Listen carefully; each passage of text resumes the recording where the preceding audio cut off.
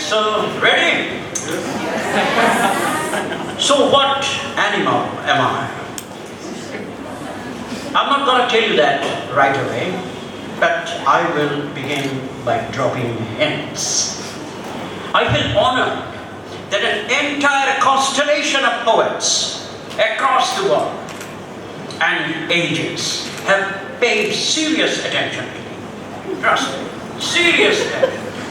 Poets ranging from Basho to Baudelaire to Borges to Bishop to Brooks to Bukowski. One of the greatest Bengali poets, Jivanananda Das, has an entire poem exclusively devoted to me, one to which I will turn later, while another great poet, Pablo Neruda, probably wrote his best ode, celebrating my mode of being in the world while calling me a little emperor without a realm and a conqueror without a homeland. And also aestheticizing, to use Neruda's words here, I quote, the elastic curve of my back, unquote, and even my yellow eyes. Indeed, I feel both flattered and mystified that Borges calls me, I quote, a lord of a place bounded like a dream. Yeats calls me black Minalouche and good lord. William Carlos Williams calls me even a poem that according to him climbs over the top of the giant closet and then steps down into the pit of the empty flower pot. And what about that great modernist poet and even sometimes a very conservative thinker, T.S. Eliot? His words, by the way, his words do all kinds of things with me, and he names me in a great variety of ways because I tend to baffle the hell out of him. But Eliot, I can always creep through the tiniest crack and walk on the narrowest rail while I can pick any card from a pack being equally cunning with dice, and I can play any trick with a cork or a spoon or a bit of fish paste. So what animal am I? What animal am I? Yes. Yay, that's right. Well, someone asked me, hey, what is the first thing you do in the morning? I said, the first thing I do in the morning is I wake up. The person asked me again, so okay, so what is the second thing that you do in the morning? And I replied, the second thing I do in the morning is I go back to sleep. Now you can better guess who I am. Well, let me tell you something interesting. I think this is interesting. There is a difference between me and a comma. A comma, a punctuation mark, you know. Difference between me and the comma. What is that? Well, I have the pause before the clause. The comma has the clause before the pause. Doesn't that distinction sound perfectly positive? No? Well then, my favorite color is purple. I love to write down my notes on scratch paper. I enjoy wearing pajamas in the night, but I hate to do online shopping. I really do. I really hate to do online shopping because I enjoy reading and even preparing the catalog. Now tell me who I am again. Who am I? Do I still need to persuade you more about my identity at this very moment? Yes, you gotta be kidding. You gotta be kidding. I know the cat is already out of the bag. I already figured prominently in Baudelaire's poem called The Cat, W.B. Yeats's poem The Cat and the Moon, Borges's To a Cat, William Carlos Williams's verse called Poem as a Cat, and of course, Jivanananda Das's fabulous poem called Just Beral. Let me quote a few lines from Jivanananda's Beral right away. একবার তাকে দেখা যায়, একবার হারিয়ে যায় কোথায়। হেমন্তের সন্ধ্যায় জাফরান রঙের সূর্যের নরম শরীরে সাদা থাবা বুলিয়ে বুলিয়ে খেলা করতে করতে দেখলাম তাকে। তারপর অন্ধকারকে ছোট ছোট বলের মতো থাবা দিয়ে লুফে আনলো সে। সমস্ত পৃথিবীর ভেতরে সে তা ছড়িয়ে। Then of course there is this magnificent, rather munificent ode to the cat by none other than Pablo. And T.S. Eliot, in his collection of light poems called Old Possum's Book of Practical Cats, calls me Munkustrap or Bombalurina or even Jolly Roram or Skimbleshanks, the railway cat, or Buster Jones, the cat about town. That one can go on and on and on cataloging or getting catalogical, if not scatological. Of course I will get catalogical, understandably, and to get catalogical is to keep purring, trilling, hissing, growling, snarling, grunting, and of course meowing. And there are those who think that not only my catalogy, but also my catitudes are indeed clawsome. My catitudes are indeed clawsome. So, catitudes, onto my catitudes. Indeed, the poetic and the philosophical and the political, as well as the mythological and the historical, all can revolve relentlessly around the cat and the catalogical. For instance, ancient Chinese folktales portray cats as magical beings that absorb energy from the moon. There is this Chinese belief that cats climb over rooftops because they need to steal moonbeams in the night. As you know, cats are for the most part domesticated and found wherever humans are. Cats evoke the spirit of independence, intelligence, and of course, curiosity. Indeed, cats are symbolic of rebirth and resurrection for their 9 lives. Not 1 life, not 2 lives, but 9 lives.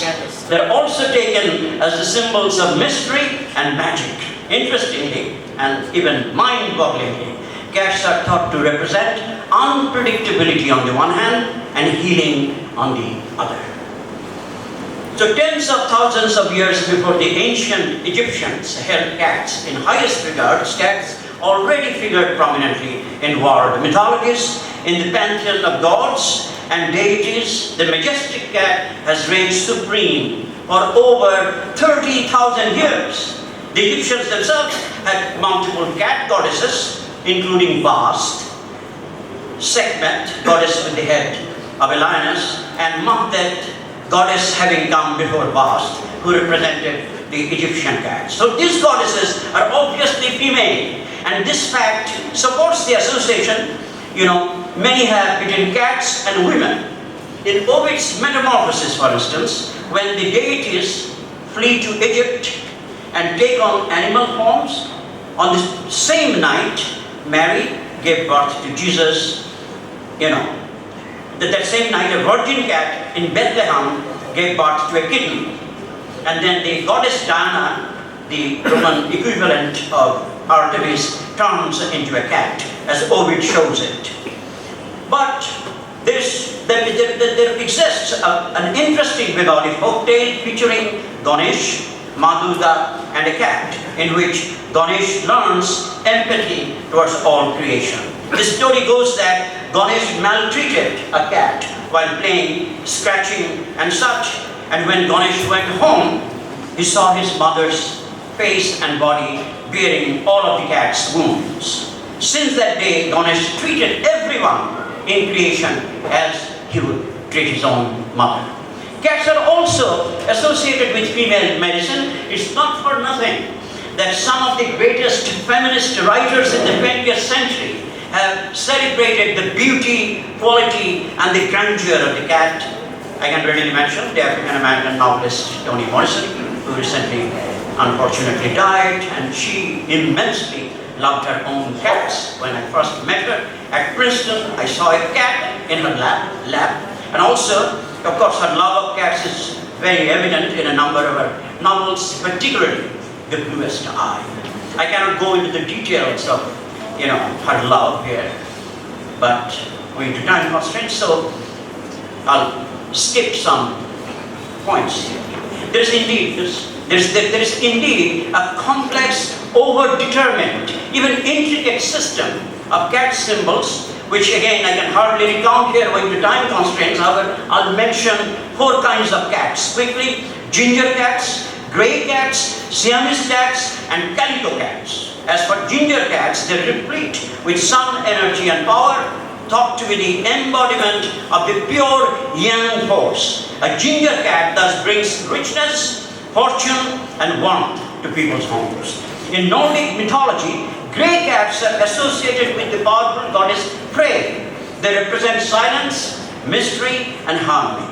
Those cats bring love, fortune, prosperity, peace, and even emotional stability. Siamese cats are extraordinarily beautiful.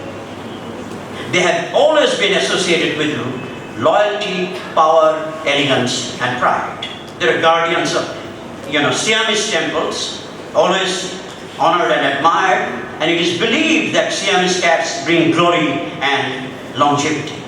They channel solar and yang energy. As for calico cats, they're 3-colored, representing a magical trinity: white for virginity, ginger for family, black for power and energy. It is believed such cats bring joy and fortune and protect people's homes from malice. I can go on and on talking about the various qualities of the cat, but I gotta stop soon. In fact, I will end now with a short verse, one that I wrote as a catalogical and elusive parody of my own poem to celebrate the cat.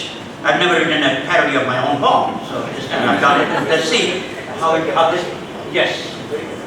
It's very cathartic, and I remind you of catastrophe. Catastrophe, cat has a trophy there. If you say catastrophe, cat has a trophy there. Catastrophe. Yes, of course. So here is a poem,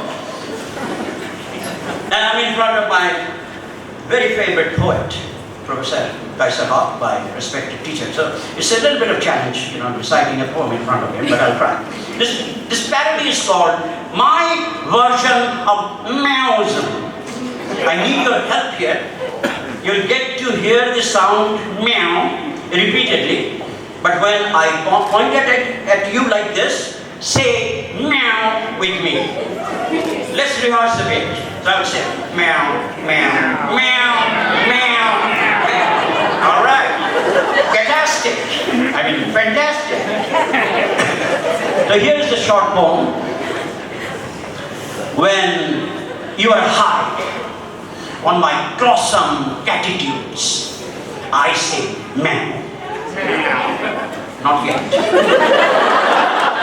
When the sea pour nimble paws on the ground, I say meow, meow, meow, meow, meow, meow. When the syllables drop and the silences accumulate and erupt and pierce the nocturnes, I say meow, meow, meow, meow, meow.